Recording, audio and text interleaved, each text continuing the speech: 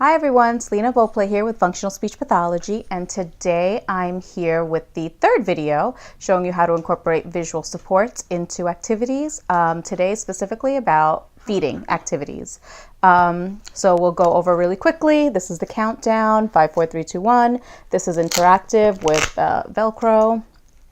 And also, like I mentioned before, it's typically the countdown or first then that I will use. So again, the first then is like this. First, then it's just a tea table. You can use visuals here, or you can use the actual object. So if you're working on crunchy foods, then, you know, first goldfish or first snack, and then, I don't know, book or bubbles, whatever it is. Okay, so let's show you. So when you're working with feeding, specifically sensory-based feeding aversions, then you need to go slowly. And what we typically say is that you work from outside in. You work kind of like from the fingertips, you get them used to touching different textures, whatever it is that they have the most issues with, and then slowly work into them trying it with their mouth, okay? So you'll use play activities, like today I'm going to show you how to make the pudding and turn it into also a language-rich activity. But you take the pudding and maybe do pudding painting, or just have them use a spoon so their fingers aren't actually touching any of the ingredients, and just get them used to that smooth texture and letting it, you know, be as close in proximity as possible to them. Because you will have some kids who, you know, just can't even stand the thought of that item that they hate being on the same table as their food, or just, you know, within a foot's distance of them. So it can be a slow process. It really does depend on the child. So again, like with everything else, I recommend you talk to your SLP if you have one. If not, seek the guidance of an SLP and evaluation. This is just to educate you and kind of give you an idea of what to expect. Okay, so like I said, if we're going to use something like pudding, that would be for a child who doesn't like smooth textured items, right? If they have a temperature aversion, then, you know, if they don't like cool or cold items, you can put this in the fridge and then let them touch the cold pudding. You're kind of working on desensitizing. It's another phrase you can use, okay? So I have instant pudding here, and you can show them. Let's show you everything I have. So if you're going to do this with your child or in a classroom, if you're using this as a reference, then, you know, you would go over, what is this? It's a spoon. What do we do with a spoon? We eat, we mix, you know, that kind of stuff. Then you have I don't know if I'm allowed to show the name, so I won't do it. You have a pudding container, instant pudding container. You can work on actions, so open and, you know, create a sequence. You can create a visual sequence board. So step 1 is open container. Step 2 is take out scoop. Step 3, pour. It depends on how, you know, in depth you want to go with it, and, you know, specifically what goals you're targeting with the kids, either in the classroom or with your own child. So keep that in mind. You can really turn anything into a speech activity. Chocolate milk, as simple as it sounds, can be turned into a speech activity, okay? So anyway, I have a little bowl here with milk. I think we all know what milk looks like. So I won't tilt it and risk spilling it everywhere. Have your child, if they're willing to, and if they need a little bit of coaxing, then that's okay too. Kind of, let's move this. You know, you hold it and just have them hold your hand with it, or the other way around. Have them hold it if they will. You know, let me show you.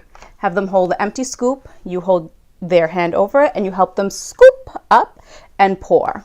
Okay, you want them to feel comfortable. Nothing with feeding should be forced. You will have some kids who kind of need that extra little push. So maybe, you know, you've worked on this pudding activity several times. They're used to it. They don't cringe at the sight of it anymore, but they're still just kind of hesitating. At that point, I have taken a child's hand and just, you know, done, whoops, let's do mix, and put the hand right in, right? But use your judgment. You know what the child is, you know, what level they're up to. Don't challenge them too much to where it kind of takes you 10 steps back and they lose faith in you, they lose trust. You know, at that point, then they won't even listen to you if you say, just do one and that's it. You know, we'll move on to something else. We'll wash hands and we'll do bubbles, okay? They won't listen to that. So you don't want to risk losing, their faith in you, okay? So we'll take this little pudding. You do scoop, then you can do pour pudding, tap, tap, tap, if you're working on action words, and then have them mix. So then you can either do a song like mix, mix, mix the pudding, mix, mix, mix the pudding, mix, mix, mix the pudding in the bowl. Let's just mix this a little better. I use that tune for everything, wherever I can work it, and I do, because, it keeps your words simple too, especially if you're dealing with younger kids.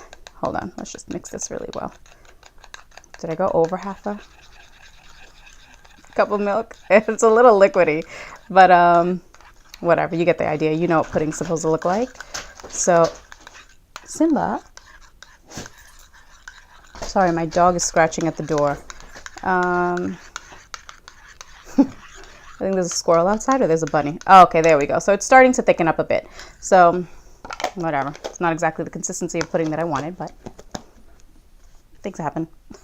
Okay, so now that you've gotten to that point, you see how it kind of gets on your hands? That's why when you have kids that you're just working on them getting used to it, it's a great activity because it gets them closer and closer slowly. And if they're about to have a meltdown, the child, whether it's your child or the child that you're working with, you kind of have an idea of, what their limits are. So you can tell them, okay, it's on your hands. Let's go. Here's a wipe. Let's wipe it off. Let's go to the sink. We'll wash our hands. All right, there you go. So there's the pudding. And now you could either use these visuals. So you have a child who will get through this activity, and now you're working on them getting their hands in there and just playing with it, right? So you can tell them we do 2 and that's it. So you'll let them put their hands in the pudding, do a little bit of pudding painting. I don't know, that's really usually what I do, pudding painting. Or I've also taken it and I've put it on their face. Just, again, use your judgment.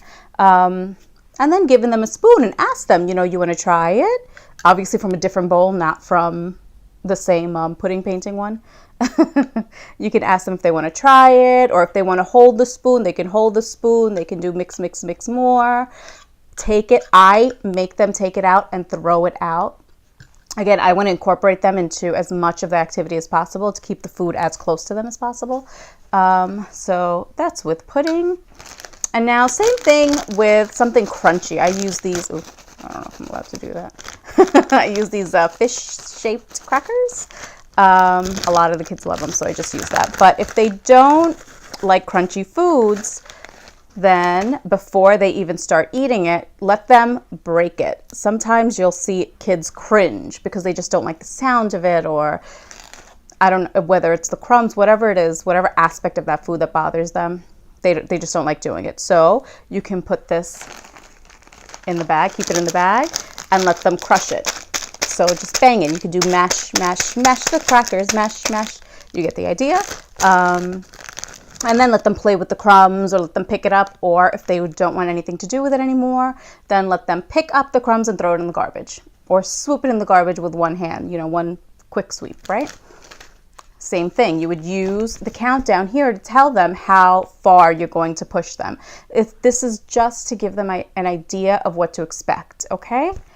You're not surprising them with anything new, and any of these activities should not be the first time you're using these visuals, okay? This should be something that you've used before, whether it's with something like bubbles, something enjoyable, so that they get used to the idea, the concept of counting down and having, an activity terminated after said number of trials, right? So don't incorporate any kind of visual for behavioral supports, into an activity that they do not like. That should not be the first time they see it, because then they'll have a negative association with this. You want this to remain something positive, something they can have faith in, trust in, they know, you say 2, that's it. So that's what I do. Oh, let's show you the first then. I think I did a little bit. I mean, it's really how I incorporate into these. So first, do mashing, first crackers, then bubbles, then iPad, then outside, whatever it is, okay? I think that is about it. Like I said the last video, I don't really use this with feeding. Just haven't had to. I guess I can try to figure out another way, but no need. There hasn't been a need. And the visuals are for those who need the concrete representation of what it is you're saying, okay? They're so upset by these textures that they have aversions to, that your words mean nothing. So they need something more concrete to help them understand that, okay, you only have to get through 3, or you only have to get through 1. You know, you only have to put your fingers in once, and that's it. Do 1 sweep with pudding painting, you know, crush the crackers once, break the crackers once, something like that. When you start getting closer and closer to having them put it in their mouth, to either bite down by putting it on the molar. Oh, one thing that I didn't bring, the toddler puffs, the ones that they're crunchy and then they melt in their mouths pretty quickly. Those are a great introduction to crunchy foods. So, you know, you can always use one of those if they are still not accepting like these fish-shaped crackers or any kind of cracker. It could be any kind of, you know, pretzel, what are those called? Those butter crackers or saltines, you know, whatever that is. Another thing that I want to mention is that when you talk to an SLP, they will most likely ask what types of foods they like, and specifically which foods. So if if you say, well, they eat fruits. Okay, do they eat apples? No, they don't like apples. He or she only eats bananas. And that too, I have to cut it up and mash it, and it has to be perfectly ripe. Otherwise, they won't eat the banana. They don't like peaches. They don't like the canned peaches if it's been in the fridge. If it's room temperature, it's okay. So you'll go through the list of foods that they have, and you kind of analyze it, whether it's by texture that the sensory aversion exists, or temperature. You'll start to see the patterns when you start listing out the foods, okay? That's a very, very basic explanation of what we look for. Maybe I'll do another video on feeding. There's so much that I want to share with you guys, so that I can help anyone who comes across these videos that needs it. But that is it for video number 3 on using visual supports with feeding activities. Okay, I am going to start another series. I think since summer's approaching, maybe 10 activities that you can do while away from home to address language goals. That's really the most commonly asked or requested that I get from my parents that I work with. Well, not my parents, the families that I work with. So we'll see. I'll figure that out. But I definitely want to give you guys ideas of specific activities, so there's less thinking involved for you guys. It's easier, something that you can just pick up, go, do it in the car, on your ride there, or on a plane flight, something simple. Okay, so that is it for now. I'll see you next time. Bye.